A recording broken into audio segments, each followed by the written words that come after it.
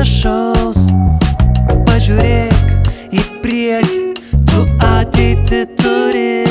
Kas vakar jau buvo praėję, ar tu supranti? Įsiklausyk į savo vidų, nebijok sustot, pažiūrėt, patyrinėt. Kažkur aš bėgau tolyn, kiek jėgų turėjau. Kažkur pasiklydau, bet ir vėl atrandu save. Prisipažinsiu, kad dažnai aš bėgu nuo savęs. Kai būna man blogai, padidinu cukraus dozes. Į Instagramą greitai nuvedu emocijas. Reelsais bandau kuo greičiau praskrolinties visas, nes aš bėgu, vis bėgu nuo nemalonių jausmų.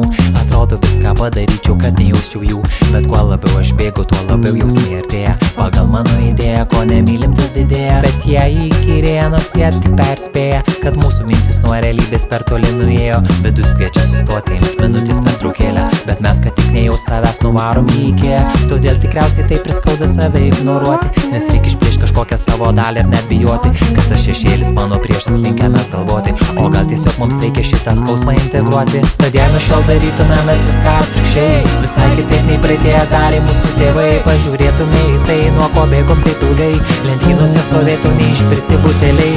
Man niekad nepavyko laimės išoriai surast, nes ji randasi juk ten, kur esu aš pas. Laimė ten, kur aš